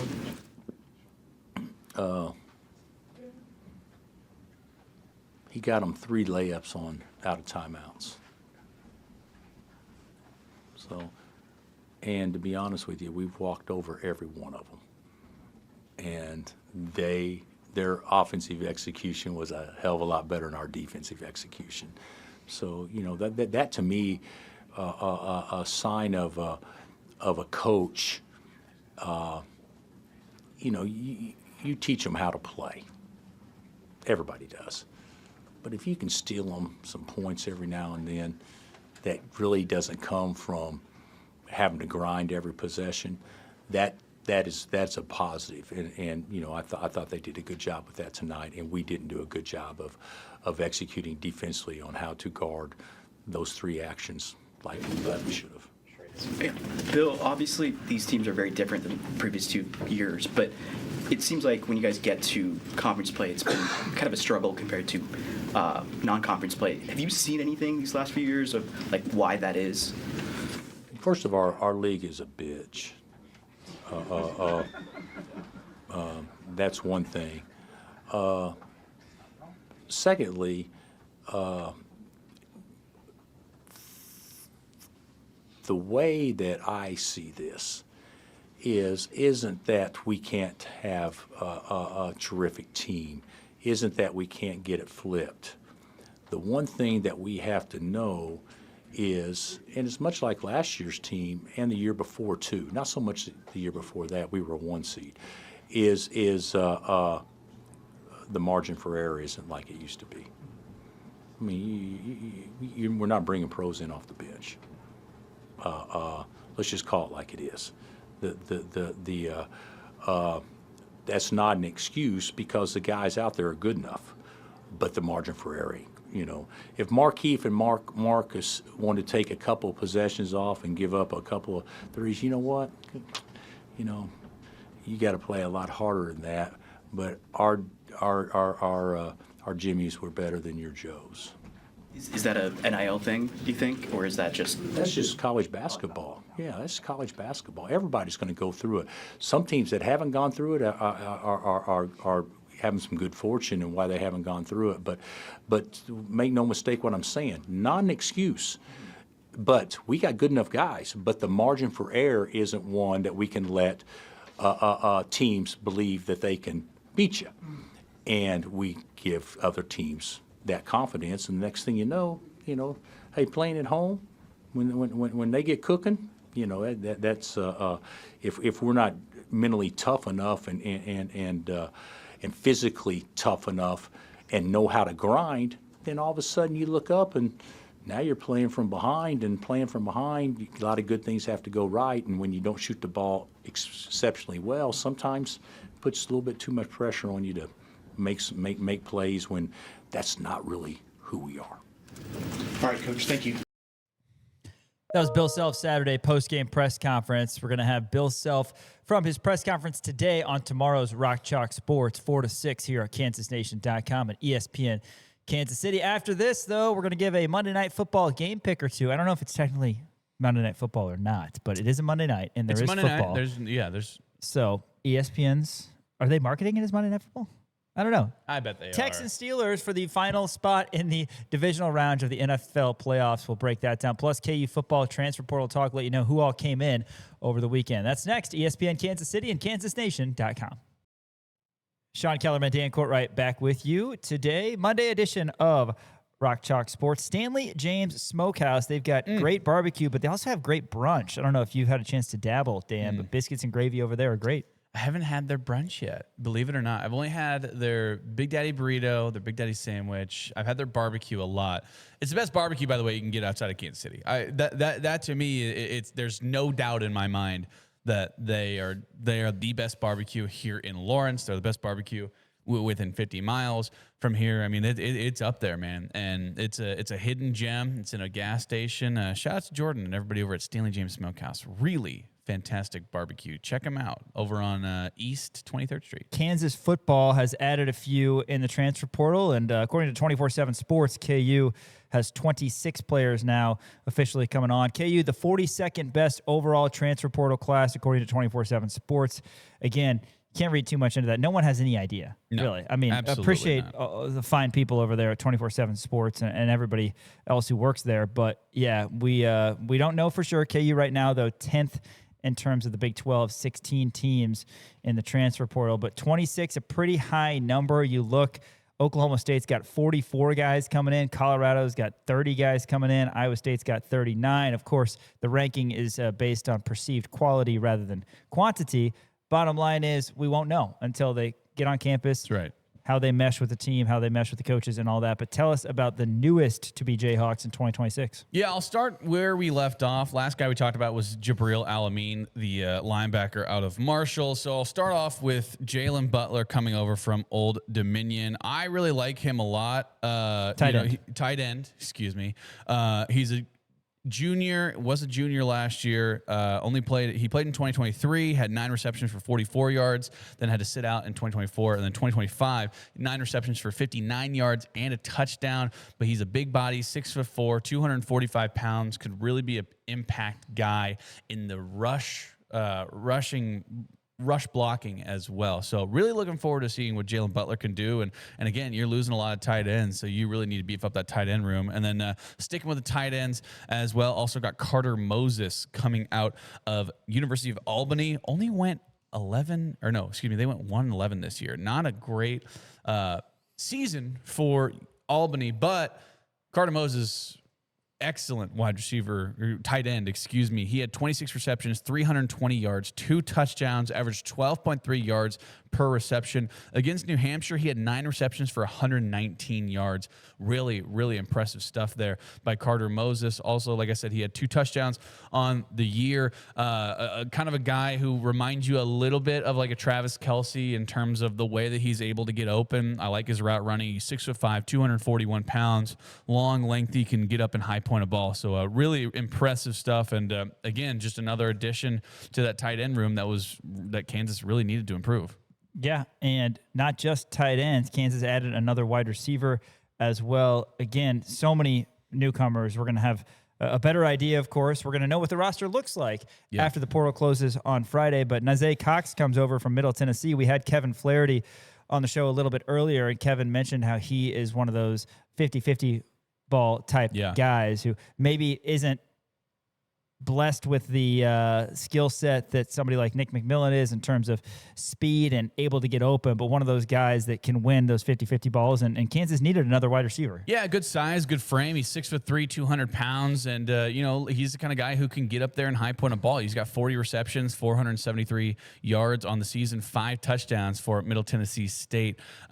So just another addition to that wide receiver room that I think we're really going to be looking forward to. Kason Carpenter as well comes over from Oklahoma State. He rounds out the weekend additions for KU. Yeah, he's an interior offensive lineman. He started off his career at Tulsa, where he started games actually at center, went over to Oklahoma State, essentially a 1-for-1 trade between him and Tyler Mercer, because Tyler Mercer goes from Kansas to Oklahoma State. Kansas gets Kason Carpenter from Oklahoma State as well. Kason Carpenter actually started the last game of the year for Oklahoma State at center against Iowa State. Had some good reps there as well. So really looking forward to that. He's 6'3", 265 pounds, could potentially slide into that center spot and keep Amir Herring at that guard spot that we know that he has been really good at. So just beefing up that offensive line, and we really needed a center because the way we're looking at it, we were trying to get guys out of position to go play center, but now we got a true center. It'd be interesting to see if Carpenter slides into the starting center, which we don't know for sure, but then you keep Herring at right guard. You have Calvin Clements at left tackle. Perhaps Connor Stroh is your left guard,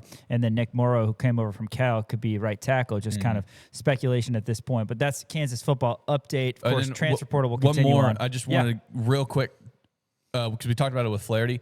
Corey Gordon. Yeah. That's probably the biggest one over the weekend. My biggest get in the transfer portal as of right now, maybe under Nick McMillan. But on the defensive end of the ball, the kid is so good in the run fit. He plays safety, so good in the run fit. He had 3 interceptions for Baylor 2 years ago, was just a monster in terms of tackling for Louisville last year. And you see the kid play with speed. You see him play, with a shoulder down, hitting guys, not afraid of contact. That is the biggest get for me on the defensive side of the ball in this transfer portal. Perhaps, again, if Gordon does go to free safety, you've got Ellis and Gibbs kind of at that hawk position, and then you move Jalen Todd out to the outside corner. Austin Alexander, a guy, Jaleel Hurley, a guy that you can count on. So you're feeling a little bit better about the secondary, and really interested to know what happens moving forward at the linebacker spot. I think you know what I'm talking about. Real quick, final game of NFL wildcard weekend. Steelers hosting the Texans tonight. Steelers home +3, and the over-under is 38.5. Texans defense is too damn good. Give me the Texans -3. Give me the under 38.5. I think it's going to be a low-scoring game. Aaron Rodgers is not going to be able to do anything with Danielle Hunter in his face. I like the under 38.5 as well. Texans defense, very, very good. What a weekend so far, NFL wildcard weekend, and more fun to come on that front. For Elijah Schmidt running the operations and Dan Corrad, I'm Sean Kellerman saying thanks for joining us, and catch us tomorrow. Game day, KU and number 2 Iowa State at Allen Fieldhouse tomorrow at 8. We'll have all your coverage on Rock Chalk Sports, ESPN Kansas City, and KansasNation.com.